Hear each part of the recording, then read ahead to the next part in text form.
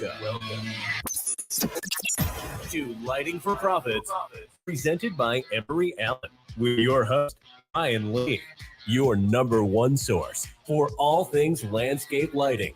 From lighting design, install, sales, and marketing, we discuss everything you need to know to start and grow a successful landscape lighting business.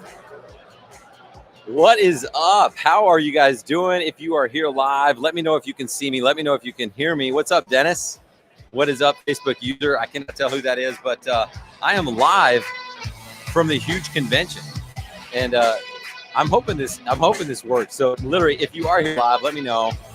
I'd love to hear from you. I'd love to hang out with you for the next little bit. We're gonna see if we can do this. So let me know if you are here, guys. I'm here live in Nashville at the huge convention. It's the 10th annual huge convention, and I came here last year, actually in Atlanta. And what's up, Manny? I'm been waiting since yesterday. That I was supposed to go live Tuesday at 5 Eastern. I was on a flight; it was not going to happen. So I'm here now. Thank you for being here. Please let me know in the comments if you can hear me, if you can see me. That's basically my biggest worry every time I go live. But I came. The huge convention was in Atlanta last year, and I went for a day. Ryan Edrington, a friend of mine, a client of mine, he asked me to come, and I went and checked it out for a day just to scope it out. And it was awesome. I was only there for a day.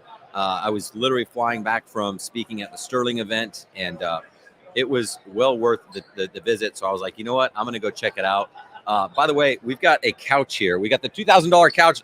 Look at these guys trying out the couch. It's working every single time. Had to rent a couch. I didn't have to, but I did. And so I'm making sure that we take full advantage of it by making sure people are sitting on the couch. Yes, I just showed the couch. It's kind of crazy. I didn't intend for it to happen like that. Well, I kind of did. I wanted to make sure I had a couch because it's a really big convention. There's, I don't know how many vendors. Take some more, guys. Take plenty of Starburst. We got breath mints. We got hand sanitizer. We got chapstick. Hook yourself up. Your future lips will thank you. All right. So it's a huge convention. So I was like, well, I'll get the couch, and that way when people get tired, they could sit down. But it was kind of funny because I did a Facebook Live, and it was just happened to have my couch here because I just got done setting up my booth, and I mentioned it, and now it's kind of like the talk of the show. I'm advertising it as the number one couch at the huge convention. The number one couch at the huge convention. I want to thank Emory Allen for their partnership. They put up with my shenanigans. And sometimes when I go live like this, I'm like, man, I'm gonna get a call from Tom and be like, hey, it's over. We're not partners anymore. But before you do that, Tom, check out the new banner, the new Lighting for Profits banner, powered by Emory Allen, the number one landscape lighting podcast in the world, and then the QR code lightingforprofits.com. So if you guys have not subscribed to the podcast, what is wrong with you? Like, you're missing out. Make sure you guys go do that. So I was supposed to have some guests. Yesterday I had guests lined up. We were going to go back to back. We had people sitting here waiting to go with their mic, with their headphones. I've got it sitting here next to me. And the problem is the show is too busy. There's an empty seat now because I don't have a guest. But the show is too busy. I did not have time to go live. Just people walking by and trying the couch out. It's not easy to be busy and podcast at the same time. So does Emory Allen have RGBW bulbs? That's a good question, Dennis. They don't presently, but maybe reach out to Tom G at emeryallen.com and ask him. I actually don't know if they have plans or not for that. I think they have colored bulbs or something like that, but I'm not sure on the RGBW. So what's up, Clay Davis? Clay Davis in the house walking by. You want to jump on, Clay? You want to jump on? Come on. This is actually really good. I was not even really planning on Clay, but I'm gonna, while you get set up, I'll introduce you, and you can kind of get your headphones on. We'll get your mic turned on and everything. But Clay and his brother, I met these guys. We're actually in a mastermind together, and talk about hustlers. I mean, these guys are going to take over the lighting industry, and it's a little scary. So here, let me unmute you. Oh, just muted myself. Okay, so let's test your mic. Do you hear me? I can hear me. Yeah. As long as if you can hear you, they can hear you. Perfect. We've confirmed that we can hear you. So, Clay, welcome to Lighting for Profits, man. Awesome. Thanks for having me. Yeah, let me get you in there a little bit more. Oh, no, there's a picture of me up there. All right, that's better. Is that better? Yeah. Cut me off. Hold on. We got to adjust. I mean, we got major adjustments going on. All right, well, that's good. Well, welcome to the show, man. Yeah. I'm a watcher. I'm a viewer. Yeah. Of yours. Do you view? Are you watching on Facebook, YouTube? I'm not on social media much. I do a little bit of YouTube listening and then Spotify. Okay, cool. Yeah. So, what do you think so far of the show? We're about 1.5 seasons in. Yeah. I think it's super valuable for anybody in sort of the home service industry, not necessarily just lighting. I was listening to your show before we even started doing lighting. Oh, really? Yeah, I think that's probably one of my more favorite aspects of it is that you're pretty versatile on who you have on, and it's a valuable tool for any of us to have to be able to take what other guys are doing in different trades and being able to implement it within our own business. Yeah. Do you think I should change the name? No. Because I've had literally like an abnormal amount of people that have come by, and they're like, "Oh yeah, I know your show," and I was like, "Really? I don't know you. Like I know you." So I thought maybe because of we met or something like that. But yeah, like people that just do like a home service business totally unrelated to lighting. Like, no, I apply all the same stuff. When we first got into business, I was 10 hours a day, I would just listen to podcasts from different people. And like, I found myself listening to a lot of material from like e-commerce podcasts. Had nothing to do with home service or what we did, but I could find like little gems from each of them that we could implement and maybe just do one little thing differently than what others in the area were doing that could, just get us a little bit more momentum. And I think what you'll find is obviously the landscape lighting is your bread and butter, but you'll get a lot of viewership from people that are just trying to grab little bits from wherever they can. Yeah. The guests you have, like you've had a few guys that are absolute sales animals on here that, I mean, whether or not you're selling Christmas lights, holiday or low voltage, house washers, whatever it is, that type of information is going to be good for anybody. Yeah, exactly. If you're dealing with a homeowner, trying to sell a higher ticket item. Yep. Like pretty much whether we're talking pricing or sales or even growing your business, culture. Yep. We've had some good guests that shared a lot of value. Yeah, you have for sure. So I want to get to know you guys more. How did you get started in, like, what was your first business? Yeah, so back in 2020, we decided that we were going to leave our construction jobs and start a window cleaning company. We thought window cleaning was kind of going to be that the main line of business.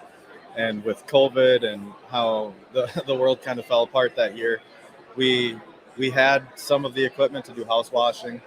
So we sort of pivoted and, made up some ground became more of just a house washing company that did window cleaning. And during that first year, you start listening to what other people are doing, seeing what other people are doing, and you realize that, there's a lot of other avenues that we can go with this home service business, and kind of just try to be a little bit versatile and not like we weren't just going to be a house washer, we weren't just going to be a window cleaner, and started dabbling with a few things. We did roof cleaning, we started cleaning concrete, and the first year we did holiday lighting, we're in Minnesota, so our wash season is very short. You And guys have like frozen ground for 8 months of the year. pretty much, yeah. It's like you may only work 50% of the 12-month year, and so we kind of did whatever we could to extend that year, and realized that just the holiday lighting itself could be a business, which we didn't know anything about this industry when we jumped in. We didn't even know people hung lights professionally. And so we decided, oh, maybe if we could do 15 or 20 homes a month in November, that's an extra month of work. We'd be happy. And we ordered material for that, went through the clip of training, and found out right away that just with a little bit of marketing on Facebook that there was going to be way more demand than the 14 homes we were hoping to do. That's awesome. So we did like 62 installs in that first winter. 62? Yeah. Holy Yeah, cow. And you thought you'd do... We did that in about 30 days. Oh, my goodness. And this was just you and Derek? Just me and Derek. Oh, Yep. man. Yep. Our first install, it snowed like 10 inches. And oh yeah, and we're in Minnesota. I remember being up on the roof like, this just seems like a sketchy business, but we learned a lot in that first year, and just we took what we really enjoyed doing and just continued to grow those things, and eventually our business had transformed into something a lot different now, but still doing the holiday lighting. And this we started doing low voltage lighting, outdoor lighting as well. Yeah, so let's talk about that transition. What got you into that? You're like, okay, we did Christmas lights, making good money. You guys figure out how to install with snow on roofs, all that. Yeah. So then you're thinking, like, why landscape lighting? Gosh, I feel like a year prior, somebody had said something about landscape lighting, and it was one of those things where it's like, that sounds like it's very far removed from what we're doing as a business, and I just sort of like put it on the back burner. And then at one of our BBB events, I think it was me and Edrington were talking about it even before he started doing it.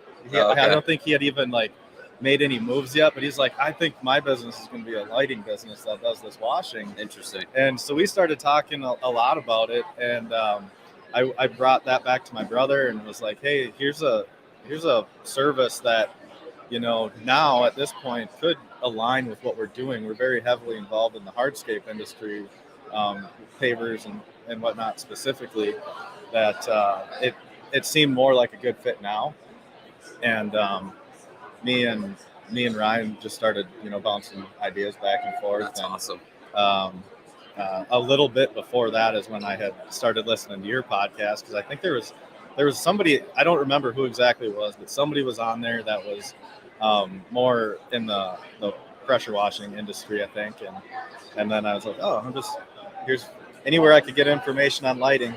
I kind of grabbed onto it. And yeah. About that time, I think you got into the BBB and really opened our eyes to what was possible with that industry. Love it. Yeah. Open up the eyes to possibility and potential. Yeah. Now, fast forward, you guys have been doing is it a year? Our first install with outdoor lighting was April, like the first week of April this year. Oh, this year. Okay. Yeah, it was still like too cold to do any washing. So I had sold a couple jobs in the winter, and I was like, well, let's try to get a couple guys back to work. And we just went at it and started installing lights, and we've been just kind of running with it ever since. We do about 2 to 3 jobs a week, and being that we run relatively lean, from the get-go, I've kind of set the bar high. We've got a high minimum. Our average ticket is exceptionally high. What's going on, Dalkey? What's up, man? Yeah. You want to jump on in a minute? What's up? Come around and say hi on the camera. Come on, give them a peace out, thumbs up, something. There's millions of people watching right now. Say hi to See ya? the globe. we're worldwide. So, people in Europe, Canada, all that stuff. Just say hi to them. All right. We had Mr. Mike Dalkey and his family stop by to say hi. So thanks for stopping by. See you guys. All right. So you guys are.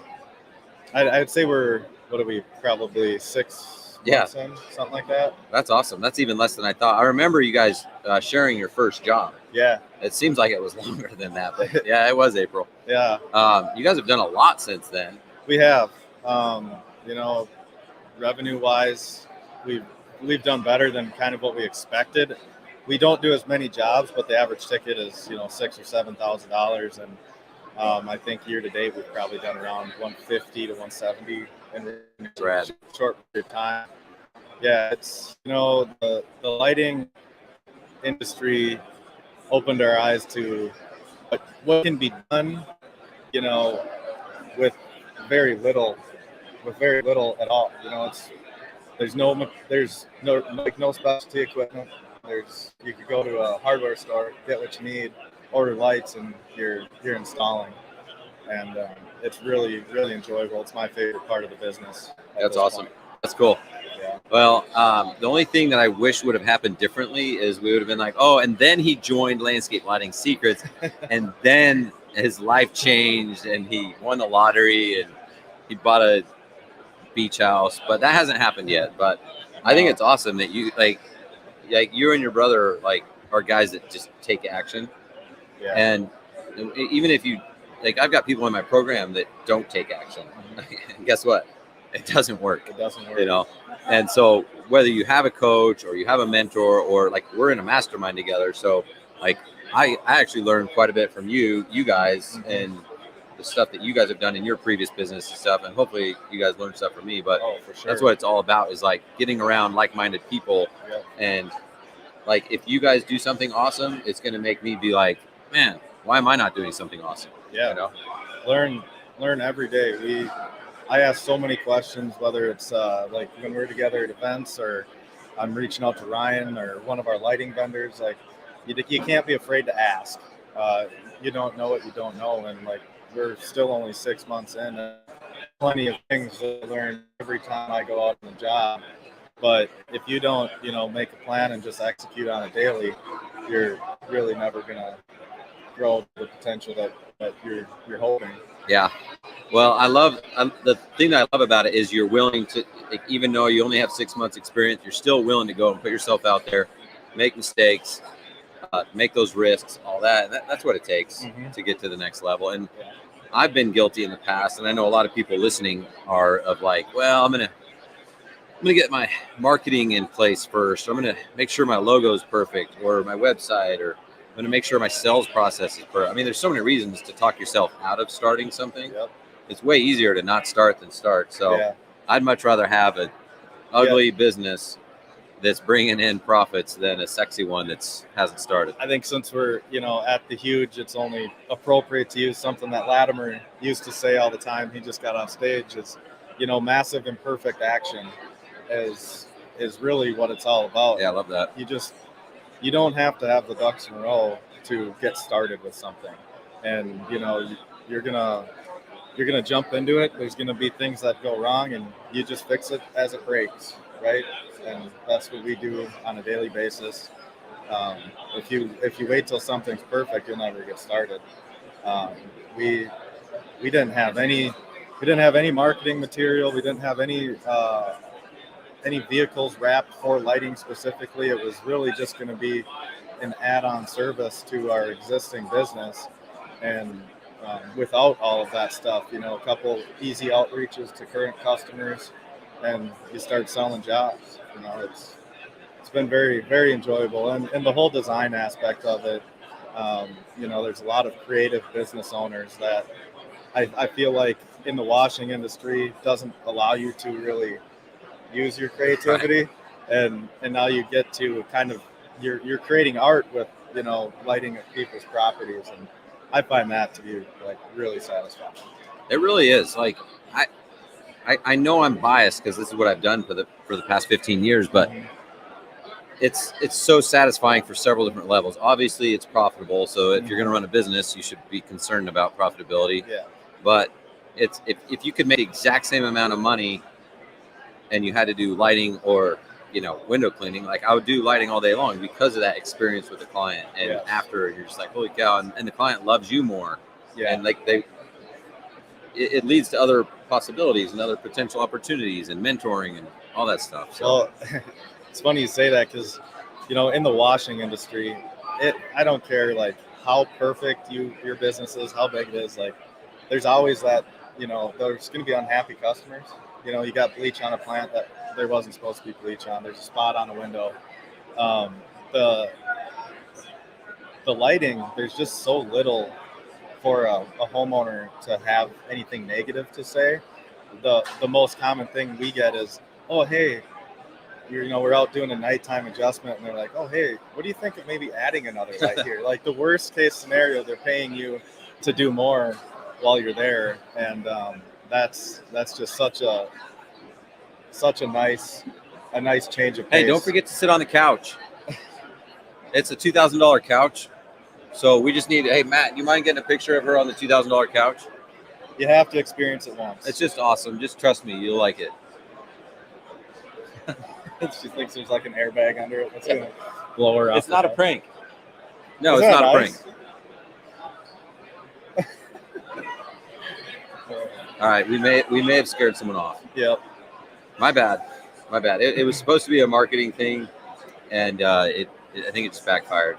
Well, maybe next year we can do like a sectional and have like a landscape lighting secrets blanket draped over it. I'm just gonna do a couch cover. Yeah, there you go. I don't know. I got to figure out if it's cheaper to just buy a couch and get like free shipping from Amazon or something. I have a feeling you could buy a couch any part of the world, and it's going to be cheaper to get shipping, here than buy it here. Well, I'm still hoping someone's going to walk by and sign up for Landscape Lighting Secrets. So in the event you are listening or watching and you're here, I need some money. I got to pay for the show. Yeah. I'm in too deep.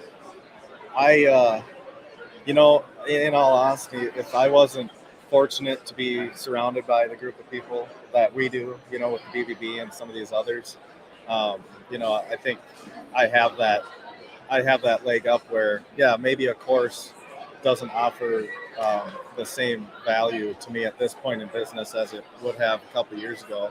But I can, like Ryan Edrington, he without hesitation signed up with you guys. And right. What it's done for him is nothing short of amazing. And, Bobby and his crew using it to build their new lighting division. I've not heard anything that doesn't make me a little jealous about not being involved in it. But that's awesome. I think you mean you don't want to come hang out in Utah for the next mastermind? If it takes signing up, I might do it just to come to Utah. That's part of the marketing. It's like, if you want to come to that, it's fine, but you got to join the program. Yeah. So it's like, if you don't want to have fun in life and you don't like making money, then fine, don't join. I could not think of one reason not to get into the low voltage industry. It's amazing. I think if anybody is running a pressure wash or window cleaning business and they don't absolutely love what they're doing, but they're doing it just to, try to be an entrepreneur, I would entertain the thought of, getting in touch with someone like you and at the very least just having a real conversation about what the possibilities are and kind of the process of getting into doing an install or two. And it's got to be the right fit. I mean, I've talked more people out of starting a lighting business here than I've talked into because they tell me with their scenario and stuff like that. And like, well, I've got a client, it's just like one job or whatever. I said, listen, let me connect you with someone that's in your area, an actual lighting professional, and let them do that job. And then at that point, if you start to get a huge demand and you've got your business just on cruise control and you're bored, then this is an awesome industry. I'm not going to talk you out of it, but sometimes it's just a one or two thing. And I'm like, you know what? Why don't you let me connect you with one of my clients in your area? Yeah. That's just going to be easier for this project. But yeah, there are those people that are like, no, we've kind of got our business figured out. We're looking for something to solve another problem, keep the crews busy, whatever. I mean, it's great industry. Yeah, I think the holiday lighting guys that are trying, it's always, what do you do with your holiday light crews when, Christmas season's done? Big time. It's just one more form of lighting to keep the guys engaged during the year and not have to worry about hiring temp workers every fall. Absolutely. All right, man. Well, do you want to any final words of wisdom, advice for anyone that may be out there going, what the hell should I do with my life? Consider lighting and buy the program. Yeah. Or see if you're eligible to buy the program. That's true. See if you're a good fit. I don't. I'm a man of few words, so. I know. I'm surprised that I got this much out of you. So. Yeah, it is. It is kind of surprising. All right, man. Don't be afraid to do it. Thanks for jumping on, man. Yeah, thanks for having me. Appreciate our friendship. We'll see you. All right, see you, buddy. All right, guys. Wrapping up with Clay Davis. Hey, what's the name of your company? My company is called Patriot Exterior Solutions out of Minnesota. Hardscape restoration is our bread and butter, and now a little bit of lighting too. All right, cool. Sounds good. All right. All right, well, that was nice. That was fun. Clay and I met about a year ago in a mastermind that I go. It's for level mastermind. You got to be doing some serious dollars to get through the door. They have an application and entry and stuff like that. So, but yeah, this event has been really good just to kind of finalize what we're going to do. And then I'm actually going to turn off and then I'm going to get back on. I've got Bobby Walker that I'm going to sit down and do a quick interview with. But this was basically a 2-day event. They've got speakers from about 8 in the morning till 4 or 5 in the afternoon. And then the trade show is about 12 to 5 both days, Thursday and Friday. And the speakers that I was able to see were pretty awesome. We had Hamish Brewer. We had Kenny Thomas was one of the Rangers that was in Black Hawk Down. Not like in the movie, like he's not an actor. Like he's one of the real badasses that was there in Mogadishu.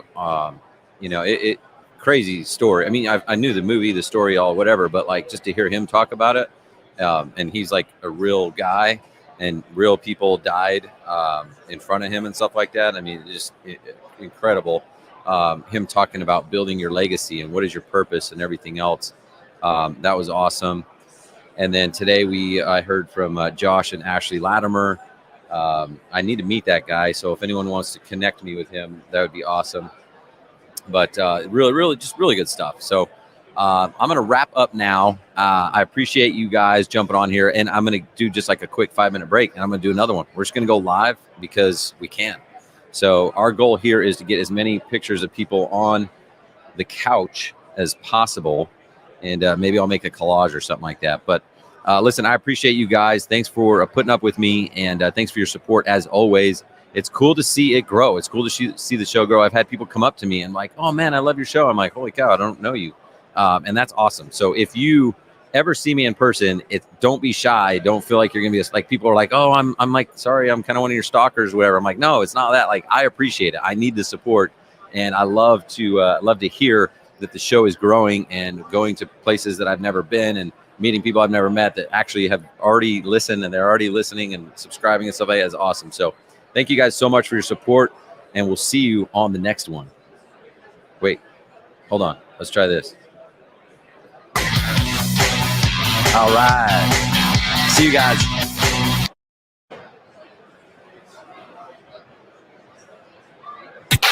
Oh, gosh.